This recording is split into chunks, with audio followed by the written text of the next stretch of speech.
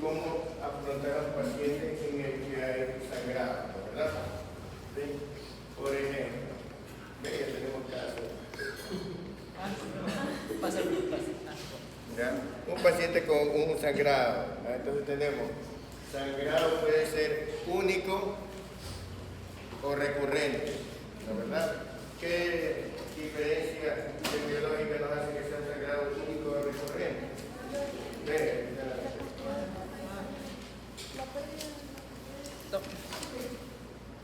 ¿Por qué es diferente diagnosticar un paciente con un sangrado único que con un sangrado recurrente?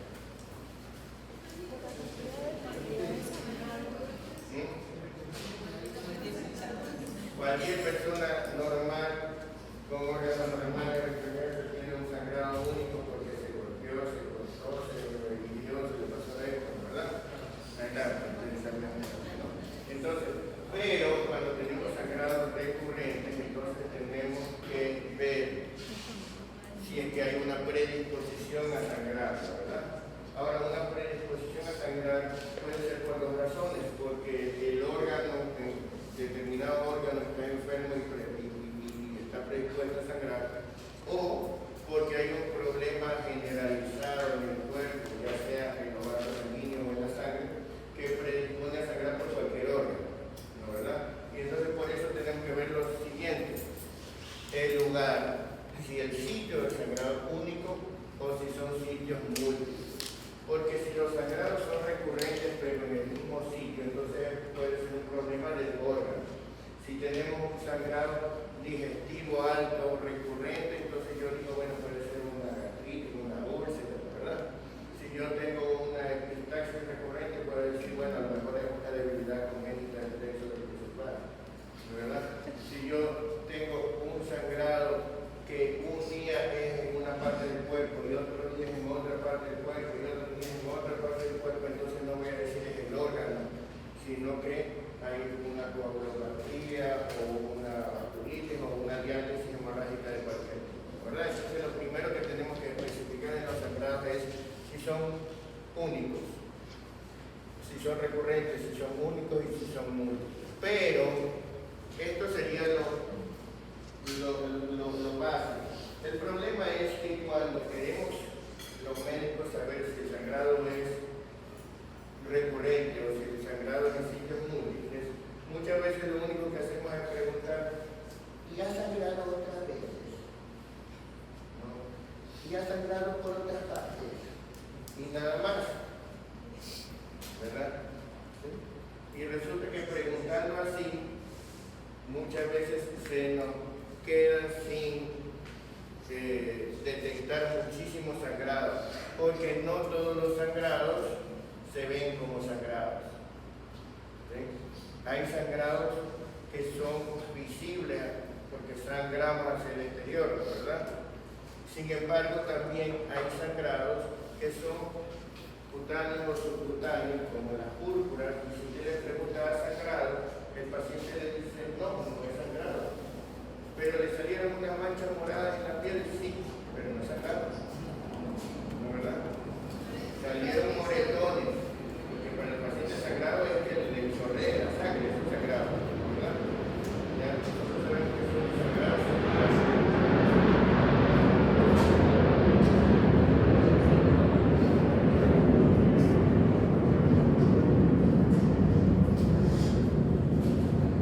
Además de eso, existen los sangrados profundos que simplemente no se ven, ¿no? Entonces todo eso, ¿cómo lo determinamos? Pues tenemos que preguntar directamente, sigamos. Y por último, si es que descubrimos que hay una diátesis hemorrágica, ¿qué significa diátesis hemorrágica? Que hay tendencia a sangrar, ¿no, verdad? Hay tendencia a sangrar, o sea, no estamos hablando de un órgano enfermo que tiende a sangrar. No estamos hablando de que hay un pólipo que siempre está sangrando. No estamos hablando de que hay una úlcera gástrica que siempre está sangrando. Eso es algo local. Aquí estamos hablando de una diátesis hemorrágica. O sea, en general hay tendencia a sangrar, no importa por dónde. ¿Sí? Cuando hay una diátesis hemorrágica, a veces el médico se enfoca solamente en la plaqueta o en la coagulación, y recordemos que hay tres cosas que pueden ser Puede ser un trastorno de las plaquetas, puede ser un trastorno de los factores de coagulación, pero también puede ser un trastorno de la pared de los vasos. Las vasculitis también pueden hacer que sangremos. Los trastornos de los factores de coagulación, uno se acuerda de las hemofilias que son congénitas, pero también hay trastornos adquiridos, ¿verdad? La enfermedad hemorrágica del recién nacido se debe a qué? Al déficit de vitamina K. Cuando hay un ciclo de malabsorción con déficit de vitaminas liposolubles, hay diarrea, hay déficit de vitaminas liposolubles. ¿Cuáles son las vitaminas liposolubles? A, D, E, K. ¿Y el déficit de vitamina K a qué va a conducir? A un déficit de factor de coagulación y a una diátesis hemorrágica, ¿verdad? Entonces, aunque no sea congénito, también puede haber un trastorno de coagulación. Y en cuanto a trastornos de las plaquetas, no solamente trastorno del número de las plaquetas, porque eso se imagina plaquetas bajas, nada más, pero también puede ser que las plaquetas estén en número normal, pero funcionando mal. Y claro, hay síndromes congénitos de esto, como la trombastenia de Glasman, pero también puede ser un trastorno adquirido de las plaquetas si el paciente está tomando un antiagregante plaquetario. Si el paciente está tomando aspirina o cualquier antiagregante, cualquier medicamento con actividad antiagregante plaquetaria. Entonces, todo esto puede significar que haya una diátesis hemorrágica. Entonces, al evaluar diátesis hemorrágica tenemos que recordar todas estas causas. No solamente pensar, de ser hemofilia. ¿No? ¿Estamos? Vamos. Entonces, y cuando hablamos de una púrpura, aquí ya estamos hablando de un sangrado, de un síndrome de sangrado de la piel. Estamos hablando del síndrome púrpura, ¿no? Del síndrome de sangrado, digamos, de mancha en la piel, que pueden ser petequias, quimos, etc. Pero este síndrome purpúrico, que es frecuente, vamos a encontrar que cada vez que tenemos un problema de púrpura, el médico pues lo que debe recordar es que la mayor parte de los problemas de plaquetas dan púrpura más que otro tipo de sangrado, ¿verdad? Y por lo tanto, en las púrpuras lo primero que hace el médico es fijarse cómo están las plaquetas antes de buscar factores de coagulación y vasculitis. Generalmente lo que hace es pedir el número de plaquetas, ver cómo están las plaquetas. Y por eso las púrpuras se clasifican en todos los libros como púrpuras trombocitopénicas y púrpuras no trombocitopénicas, porque en caso de automática el paciente tiene púrpura, el médico ya está pidiendo el orden de plaquetas, ¿verdad? Entonces, si tenemos una púrpura trombocitopénica en la infancia, debemos recordar que la causa más frecuente de púrpura trombocitopénica en la infancia es la púrpura trombocitopénica idiopática, se llamaba idiopática, ahora se la tiende a llamar inmune, ¿no? La púrpura trombocitopénica inmune o idiopática es la causa más frecuente de púrpura trombocitopénica en los niños, ¿sí? Estos pacientes típicamente no tienen nada más que púrpura en las manifestaciones clínicas, o sea, el paciente está tranquilo, sin fiebre, sonriendo, diciéndole hola, ¿ya? Pero está lleno de manchitas moradas por todos lados, ¿sí? Y cuando usted investiga los antecedentes, hace una semana o 2 semanas tuvo una infección viral. ¿Sí? Este paciente probablemente tiene una púrpura trombocitopénica idiopática. Inmune, ¿por qué? Porque es una reacción a la infección que tuvo, que le hace una reacción autoinmune que destruye sus plaquetas, ¿verdad? Es un cuadro que puede durar días o una semana o algo más, pero es transitorio. Pero ese problema es lo que se llama una púrpura trombocitopénica inmune, ¿no? ¿Ya? Esta es la causa más frecuente, pero como se darán cuenta, aquí el problema es que hay anticuerpos que destruyen a las plaquetas, ¿verdad? Autoanticuerpos. Entonces es una trombocitopenia trombocytopenia, ¿por qué mecanismo? Por incremento de la destrucción de plaquetas. Pero ustedes saben que todo lo que esté disminuido puede ser por incremento de destrucción, pero también puede ser por falta de producción. Y en el caso de algunos elementos puede ser que se haya perdido de la sangre, pero no por destrucción, sino por secuestro. ¿No verdad? Entonces aquí tenemos, por ejemplo, desorden de la producción. ¿Qué quiere decir? Que en la médula ósea no se está produciendo suficiente. Puede ser que la médula ósea sea la que está dañada, ¿verdad? También puede ser que la médula ósea está infiltrada, que haya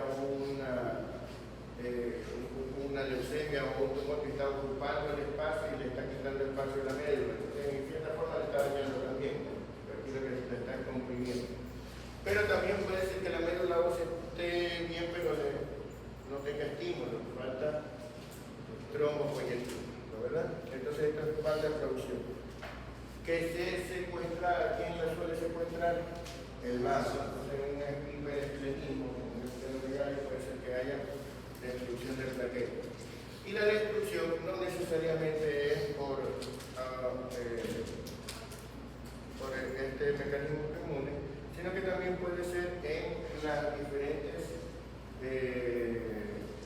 digamos, las infecciones graves, la sepsis que hace coagulación intravascular diseminada, cualquiera de los mecanismos que hace coagulación intravascular diseminada, que es en realidad una reacción inflamatoria exagerada, ¿sí? O en algunas angiopatías que producen destrucción, ¿no? Producen clorrequina de sangre, no solamente de glóbulos, sino también de plaquetas. ¿Sí? Pero cuando la púrpura es no trombocitopénica, uno debería decir, bueno, podría ser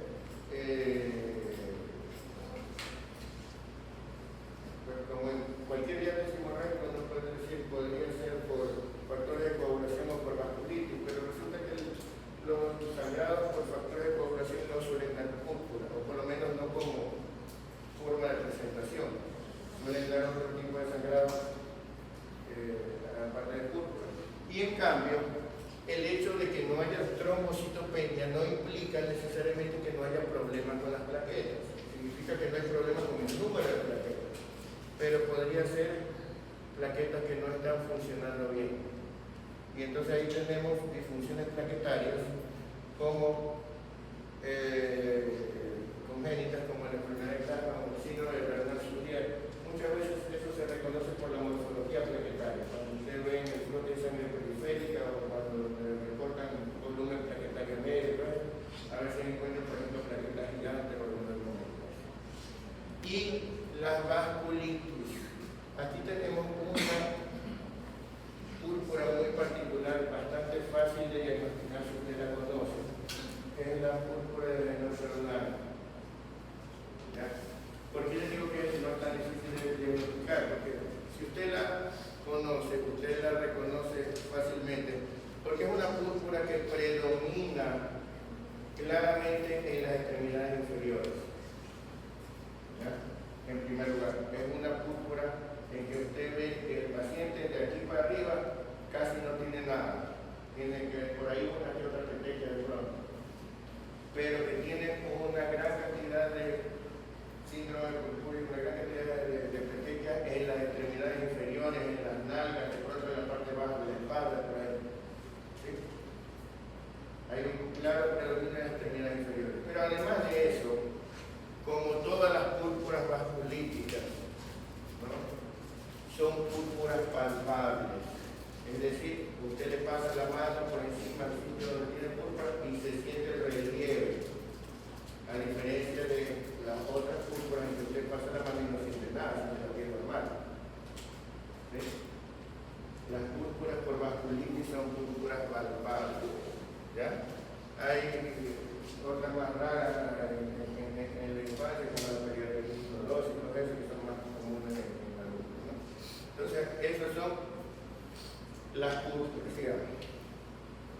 Algo que es fácil de recordar porque todo el mundo lo ha visto cuando hay un hematoma, es que primero es rojo y luego se hace morado y luego azulado y luego verdoso y luego amarillento, ¿no verdad?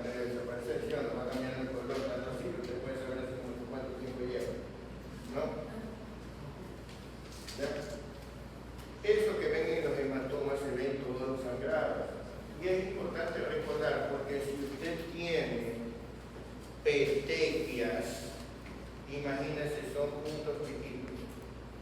Que usted vea puntos chiquitos rojos por todos lados, ¿qué va a pensar? No, usted va a pensar que es un exantema, usted no va a pensar que son petequias, ¿sí? Porque usted está viendo con los rojos. ¿Sí? Cuando la púrpura, petequias, cuando hay un exantema petequial que recién apareció, puede parecer otro exantema, puede parecer un exantema mandiliforme, ¿sí? Puede parecer que tiene sarampión, ¿ya? Pero si usted lo ve al día siguiente, ya se da cuenta que va cambiando el color y que se va poniendo morado. ¿Sí me explico? ¿Ya? Entonces, si es que recién le apareció, tenga cuidado porque a veces cuando recién aparece puede parecerle que no es púrpura. ¿Sí? ¿Ya? Sigamos.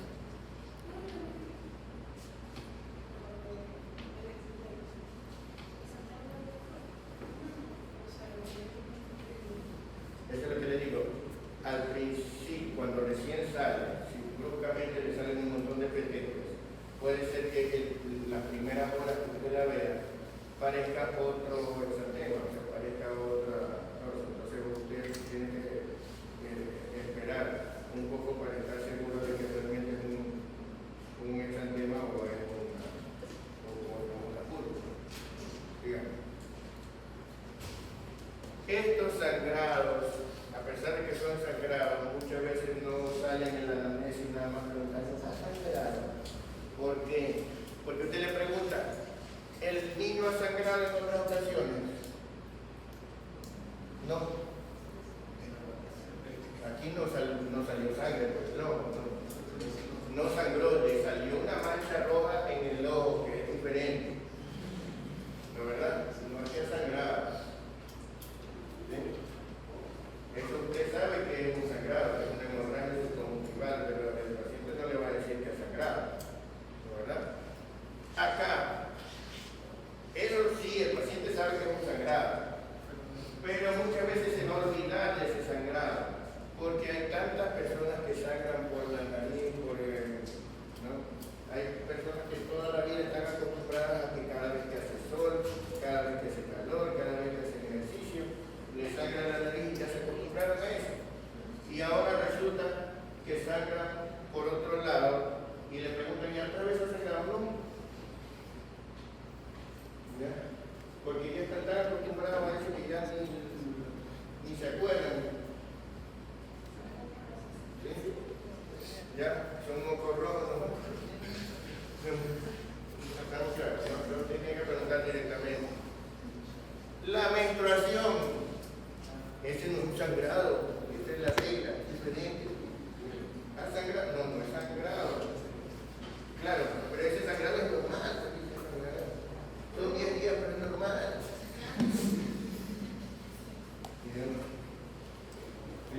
A veces hasta piensan, no, esto no le toca decir, no me toca decirle al pediatra, esto tengo que decirle al ginecólogo.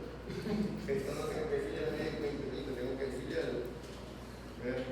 Eso es otra cosa. ¿Ya? Para la mente del paciente esto es otra cosa. El sangrado es por aquí, la menstruación por acá. ¿Ya? Si usted no pregunta, no le van a decir. Esto. ¿Ha sangrado? No. Pero sangra por el... Sí, pero no es que tenga sangrado, tengo sensibilidad dental, tengo encías sensibles. Por eso uso sensor. ¿Ya? ¿Sí o no? Entonces, nadie contesta, no. Y por supuesto que estas cosas a lo mejor no tienen que ver con el cuadro actual, a lo mejor son coincidencias, pero usted tiene que saber, porque podría ser que sí tengan que ver. ¿Ya? Fíjense que si ustedes estudian, por ejemplo, la enfermedad de Bonne-Lebrun, la manifestación clínica más frecuente de la enfermedad de Bonne-Lebrun son las epistaxis recurrentes. Y la mayor parte de los pacientes que tienen epistaxis recurrentes no tienen enfermedad de Bonne-Lebrun, tienen una anomalía congénita del plexo anterior nasal, lo que se quiere, ¿no, verdad? Y eso es familiar, ¿no? Pero también familiar, ¿cómo lo van a entender si no lo investigan?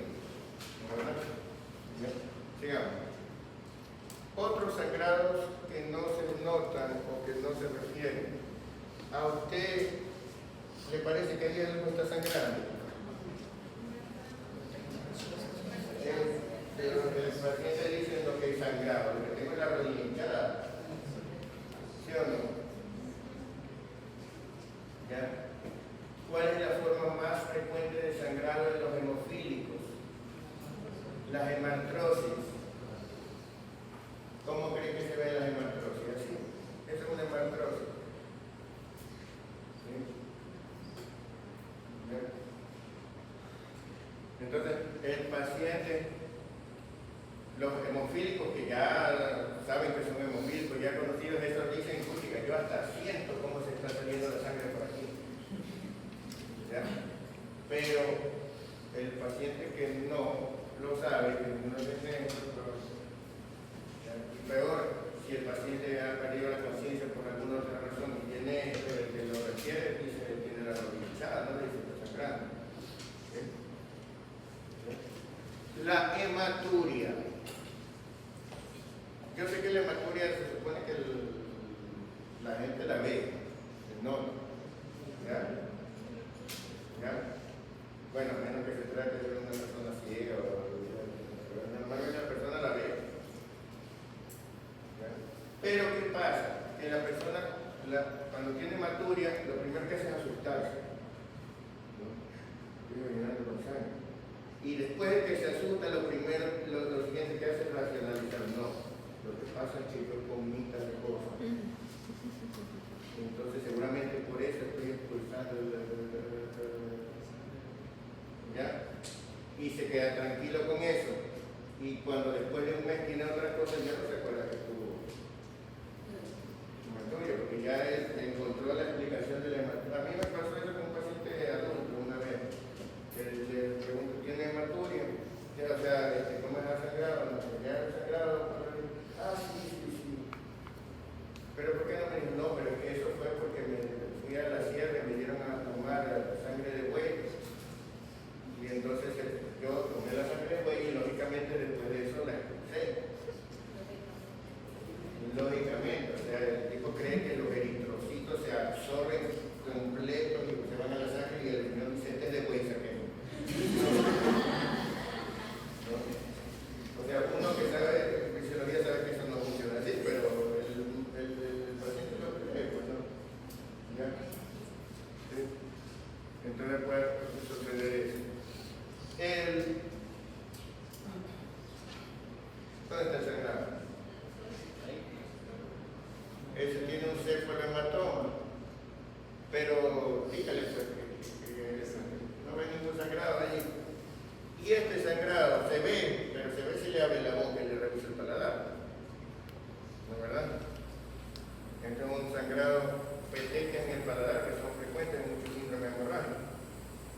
Y por último, el sangrado en sitio de venopuntura, ¿no? Es muy frecuente en los pacientes hospitalizados que usted lo encuentre con moretones por todos lados, ¿sí o no? Donde los han pinchado. Y el médico no dice debe tener una diálisis hemorrágica. El médico lo que dice es que ve esta gente. ¿Sí o no? ¿Ya? ¿Quién le toma los internos? Eso. Así, ¿no? Y claro, puede ser que realmente sean los internos, que realmente sean las enfermeras, que hicieron hemostasis, de tomar y dejaron sangrado el cobre. No, claro. Pero no siempre es eso. ¿Ya? Y entonces si el paciente tiene, de pronto se le bajaron las plaquetas, o de pronto hizo población vascular disciplinada, o de pronto hizo cualquier cosa que le produjera una diálisis hemorrágica, va a empezar a sangrar positiva de venopuntura y nadie le va a parar bola porque eso pasa en los hospitales, una vez. ¿No? Usted tiene que estar atento. ¿Ya? Usted tiene que ver si realmente fue que se tomaron mal esas muestras, que se hicieron mal cosas, o si es que el paciente está teniendo una diálisis hemorrágica. Tiene que tomar en cuenta las cosas para poder tener una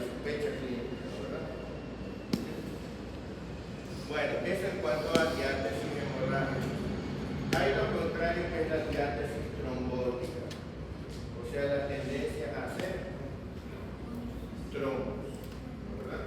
La tendencia a hacer trombos. ¿Cuándo sospecha usted de la tendencia a hacer trombos? Miren que usted no va a esperar que el paciente tenga 5 eventos de trombosis para pensar que tenga tendencia a hacer trombos. Con el primer evento de trombosis usted tiene que preguntarse por qué hubo eso. O sea, imagínese un paciente que viene por convulsiones, usted le hace una tomografía o una resonancia y encuentra que tiene un infarto cerebral, ¿verdad? Le encuentra un infarto cerebral, pero los infartos no se hacen por gusto, ¿verdad? Usted tiene que encontrar la información. Póngase, entonces usted va a buscar, a lo mejor con una tromboembolia. ¿Y entonces qué va a buscar usted? Va a buscar si tiene alguna malformación cardíaca, si estuvo encamado, si le hicieron unos trombos en la buplitis, tiene que buscar si tiene unos trombos en la carótida, tiene que buscar, ¿no es verdad? Tiene que buscar alguna razón para que de dónde salió ese coágulo, ese trombo. Pero si resulta que no le encuentra nada, ¿de dónde salió ese trombo? De la nada. Y entonces, al no encontrar una causa que le justifique eso, entonces usted va a empezar a pensar, podría ser una trombofilia. ¿Ya? Y cuando sospeche trombofilia, usted no se va a poner a hacer diagnóstico diferencial. Usted simple y llanamente coja y le hace toda la lista de exámenes. ¿Por qué? Porque muchas de estas cosas, aunque tengan otras manifestaciones clínicas, normalmente usted tiene que diagnosticarlas antes de que tengan otras cosas. ¿Sí? Y no van a tener muchas diferencias al principio. Simplemente usted coja y apréndase qué es lo que tiene que pedir. Tiene que pedir para las tromofilias hereditarias antitrombina 3 para diagnosticar una enfermedad que se llama déficit de antitrombina 3. Tiene que pedir proteínas C y S para diagnosticar unas enfermedades que se llaman déficit de proteína C y déficit de proteína S. Y tiene que pedir el factor 5 de Leiden para diagnosticar una enfermedad que se llama déficit de factor 5 de Leiden. ¿Ya?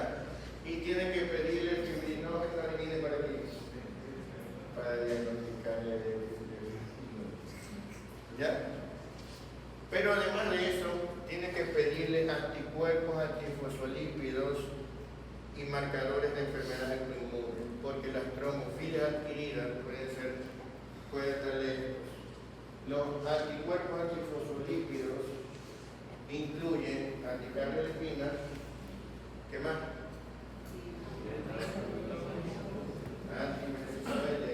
Antibeta-2 inmunoglobulina y anticoagulante lúpico, muy bien. Y las diferentes pruebas para enfermedades autoinmunes, porque todas las enfermedades autoinmunes podrían eventualmente llevar a una hipercoagulabilidad, ¿verdad? ¿Sí? Ya, si que no encuentra. Ahora, si estamos hablando de algún síndrome o alguna cosa que ya usted sepa que es la hipercoagulabilidad, ¿ah? Claro, ya, pero cuando está buscando trombofilia, usted busca en general esto, ¿verdad? ¿Estamos claros? ¿Sí? Ya, entonces, esto es lo que vemos en los casos de alteraciones de plaquetas. ¿Alguna pregunta hasta ahorita con alteraciones de plaquetas? ¿No? No, pues, claro, bueno. Entonces, si tenemos trombocitosis, ¿qué debemos sospechar? Plaquetas elevadas, ¿qué debemos sospechar? La mayor parte de las trombocitosis en pediatría son debidas a infecciones. Usted, cuando tenga trombocitosis, haga de cuenta que tiene leucocitosis. ¿Ya? Usted simplemente lo toma como infección. Ahora, si no hay infección, ahí se puede buscar, por ejemplo, hay trombocitosis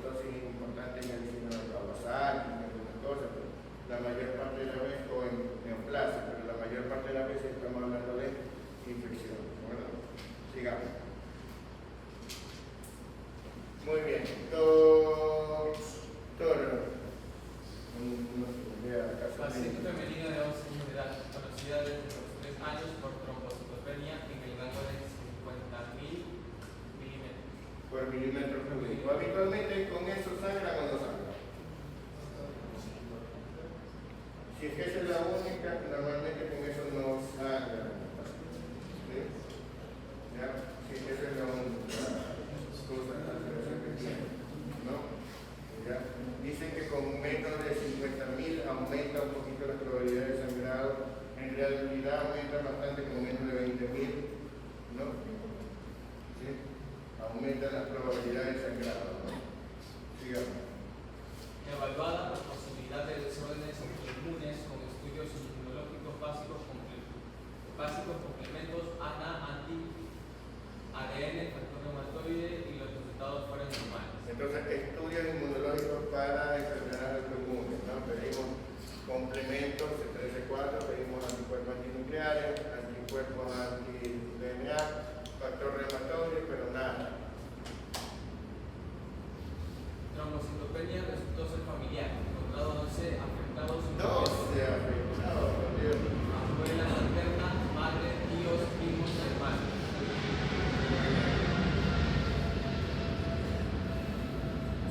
El diagnóstico fue sugerido por el frotis de sangre periférico. Frotis de sangre periférica, en la siguiente está agrandada esa parte. ¿Ya? Bueno, ahí no se ve tan claramente. ¿Ya? Pero eso es lo que vemos en la siguiente, mira. Eso es la beta gigante. ¿La verdad? ¿Sí? ¿Cuándo dijimos que podemos ver eso? Infusiones.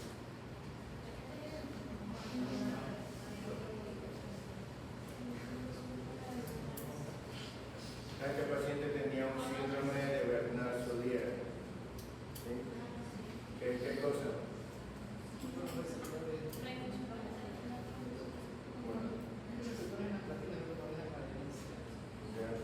Entonces,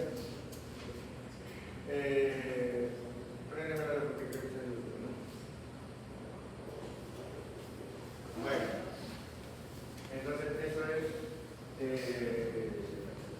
lo básico sobre el tarjeta. ¿Alguna pregunta hasta aquí de hematología antes de seguir con...?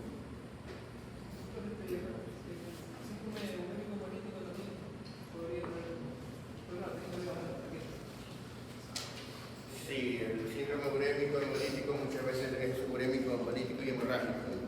Ajá.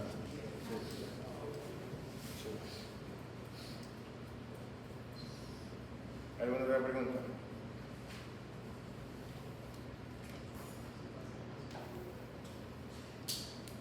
Aquí lo tenemos la acá. El 7, creo. A las 7. Ya. Muy bien. Entonces, cuando hablamos de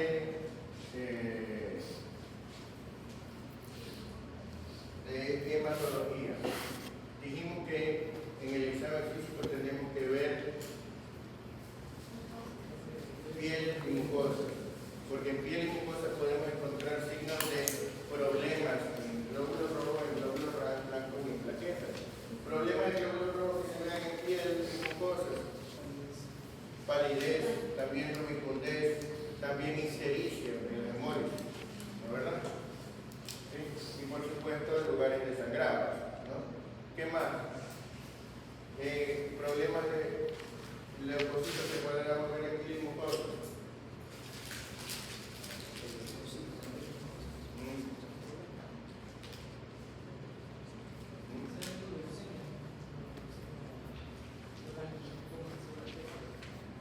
Podemos ver infecciones, podemos ver abscesos, podemos ver úlceras, podemos ver exantemas, podemos ver diferentes signos de las infecciones, ¿verdad? ¿Qué más? Sí.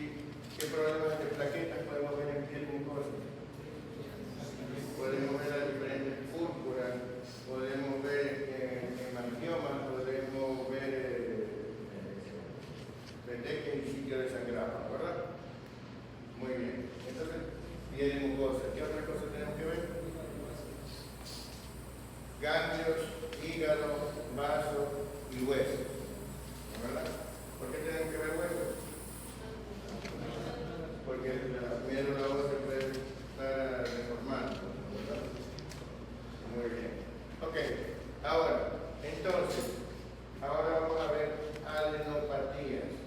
Supongamos que tenemos un paciente con una adenopatía. ¿Ya? Si usted tiene una adenopatía igual, usted debe sospechar un problema neurológico, por lo tanto debe revisar todas estas otras cosas. O sea, si tiene una adenopatía, usted tiene que darse cuenta si esa es la única adenopatía, porque puede tener otras adenopatías, puede tener adenopatías, si tiene en el cuello, puede que también tenga en las axilas, puede que también tenga en las ingles, puede que también tenga en la región poplitea, en la región cubital, etcétera, ¿verdad? Entonces, usted tiene una adenopatía, busque otras. Después de eso, busque si tiene esplenomegalia, si tiene hepatomegalia, ¿no, verdad?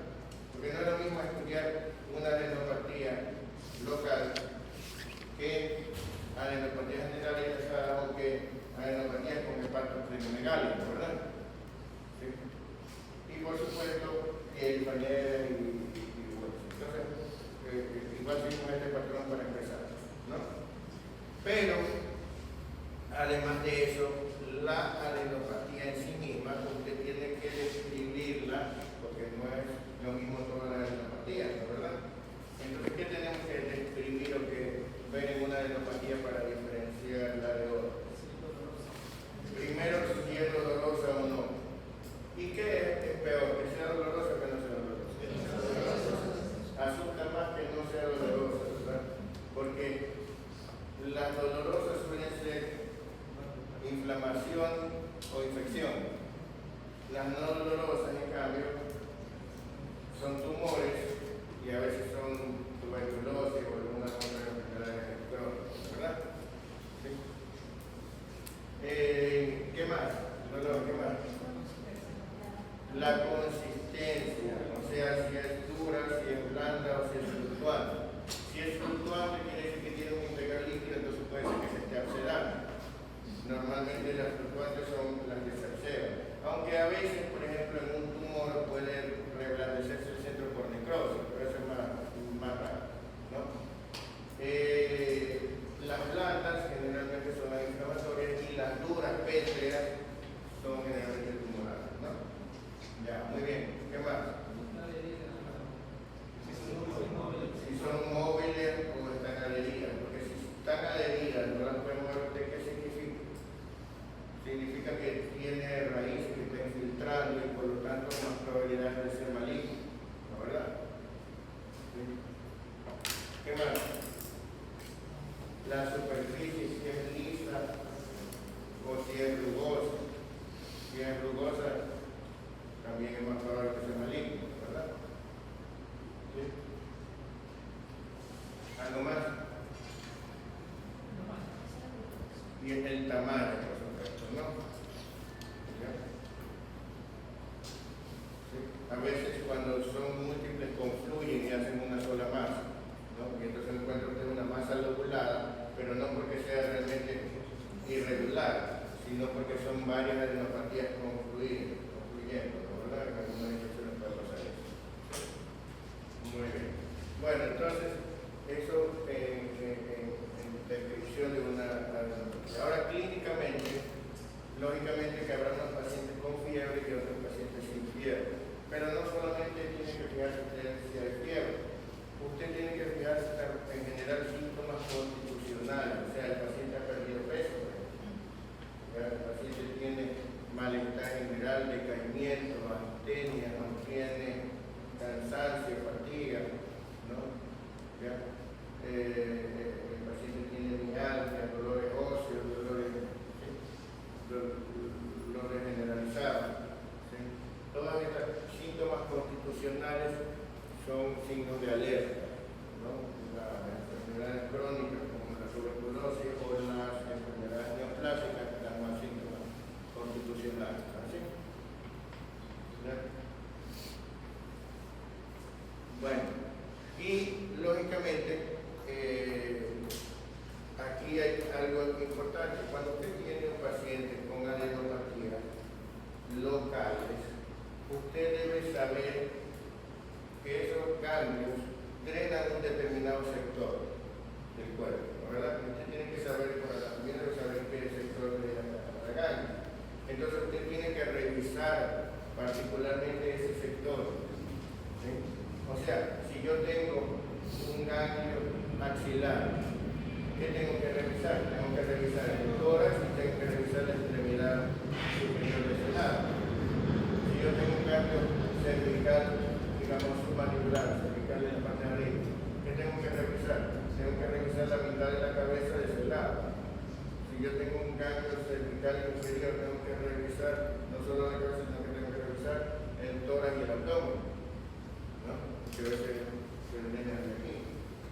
Si yo tengo un ganglio inguinal, tengo que revisar la región perineal, la genital, y tengo que revisar el miembro inferior, ¿verdad? ¿Por qué tengo que hacer esa revisión? Porque la adenopatía puede ser simplemente el lugar donde se detuvo el germen de una infección que está más distal. ¿Sí? ¿Ya? Por ejemplo, tengo un paciente con fiebre y una adenopatía axilar, ¿no? Y resulta que yo le reviso la extremidad superior y le encuentro un arañazo. ¿Debo sospechar? ¿Y cómo se llama eso? La enfermedad de gato, ¿quién la produce?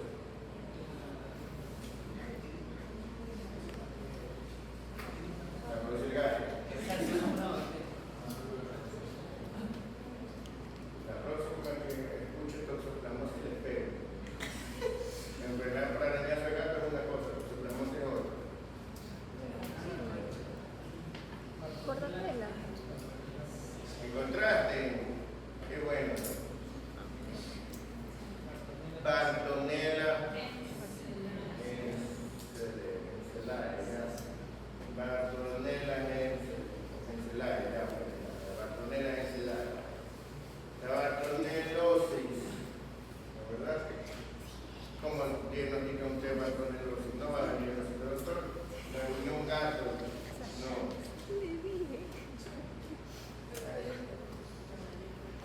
Claro, pero usted primero lo que encuentra es una adenopatía. El primero que encuentra es fiebre. Y después examinándolo, porque ¿cómo hace usted el diagnóstico diferencial de fiebre?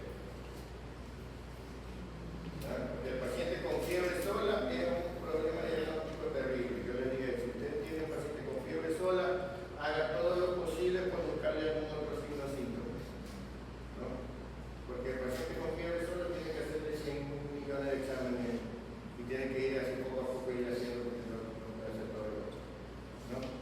Si usted no encuentra, si usted tiene solo fiebre, busque otros signos, síntomas.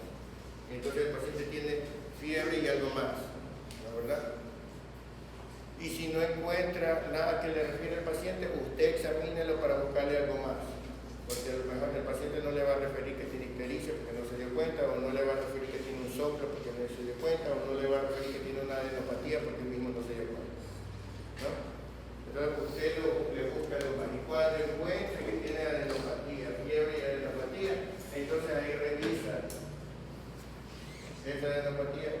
Entonces ahí puede ser que encuentre una herida, un arañazo, una mordida, una picadura,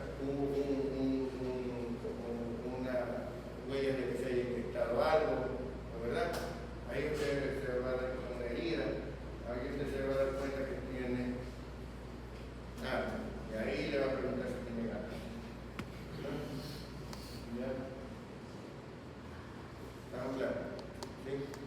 ¿Cómo va a diagnosticar usted, por ejemplo, un paciente que tenga tularemia? ¿Ah?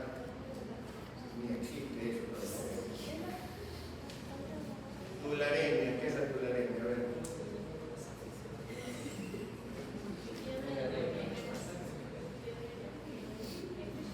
Fiebre del conejo, no es que el paciente es conejo. ¿Qué va a encontrar? ¿Qué va a tener el paciente? Va a tener fiebre. Lo que pasa es que usted, aparte de esa fiebre, le va a encontrar una úlcera, ¿no, verdad? Y ahí es que va a poder preguntarle si ha estado en contacto con animales salvajes,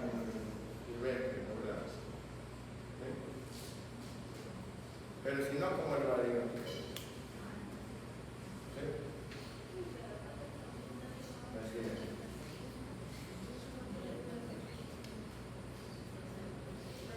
Estamos claros, ¿no?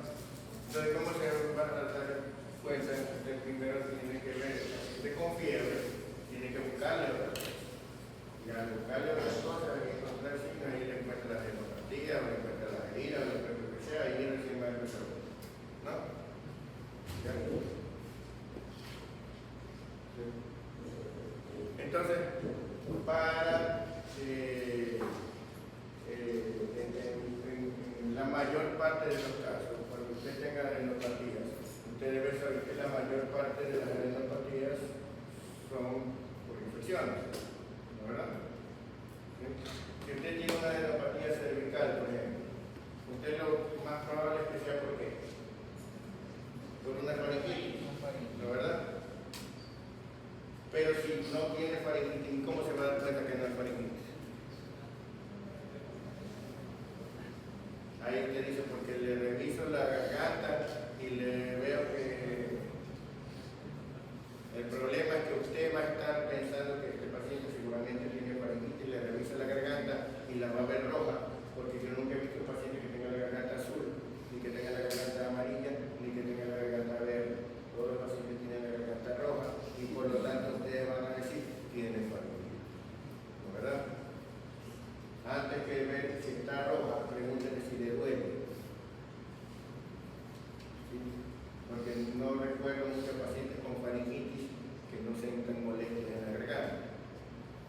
¿Sí? Si le duele espontáneamente, si le duele al tragar, si le duele al deglutir, si le duele al comer, ¿verdad? Por lo menos alguna molestia, algo debe tener para que usted tenga que pensar que tiene faringitis. Pero si no tiene faringitis, y tiene una adenopatía aquí, ¿dónde puede estar la infección? Podría tener caries infectadas, podría tener una gingivitis, podría tener una úlcera, una estomatitis, podría tener una otitis, podría tener una mastoiditis, podría tener una sinusitis, podría tener una endoftalmitis, podría tener una rinitis, podría tener un absceso en el cuero cabelludo. Debajo del cabello se pueden esconder muchas cosas. Y no esperen que el paciente se lo muestre, ¿no? Porque muchas veces al paciente le da vergüenza tener una cosa aquí. A veces precisamente, imagínense una muchacha de 15 años va precisamente con un peinado para que nadie le vea nada, ¿sí o no? ¿Ya? Si usted no investiga directamente, no le va a encontrar. ¿Ya? Hay cosas que dan vergüenza. ¿Sí? Estamos. Entonces, si usted tiene una adenopatía, pero si la adenopatía está acá abajo, entonces el paciente puede tener un cáncer de estómago. Tienen que buscar, tienen que hacer una radiografía de tórax, a ver si no hay algo pulmonar o hay adenopatías biliares o hay nódulos o algo, ¿verdad? ¿Sí? Estamos claros, ¿no? Entonces tienen que buscar la causa de la adenopatía. Ahora, suponiendo que encuentra la adenopatía generalizada, lo primero que tienen que buscar son infecciones. Las infecciones que dan adenopatía generalizada generalmente son virales, pero hay también de otros tipos. ¿Qué exámenes les pedirían?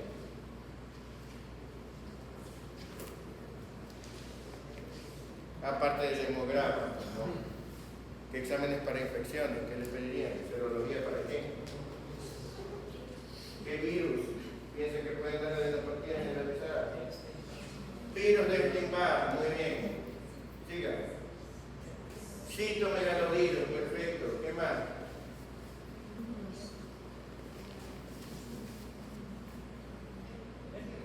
Herpes.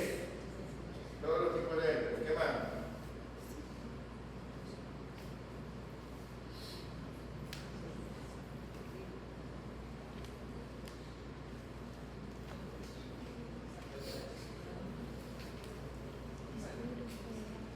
Coxsackie, sí. ¿Qué más? Adenovirus, ¿por qué se llama adenovirus? ¿Qué más?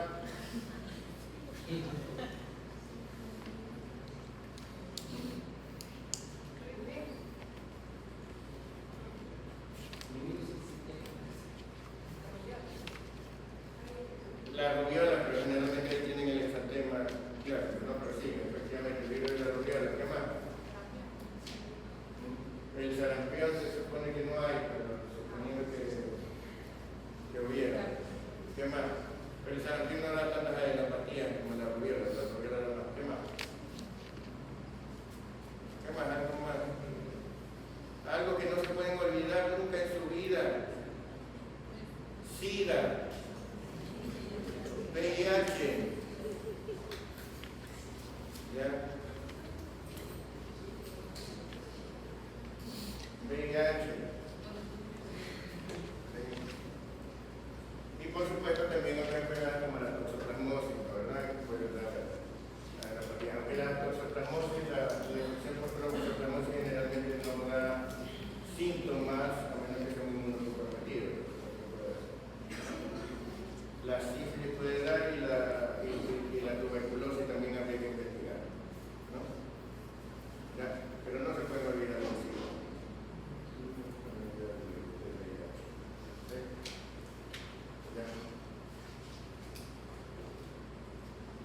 Estamos claros, ¿no? ¿Verdad? Ya, entonces tienen que buscar esas infecciones que son una de las causas. Ahora, si la adenopatía persiste durante mucho tiempo, si no le encuentran causas, si va creciendo progresivamente, ¿no? Entonces ya usted tiene que empezar a pensar en cosas neoplásicas y a lo mejor necesita punción y biopsia o directamente extirpación. ¿Así? ¿Ya? Bueno.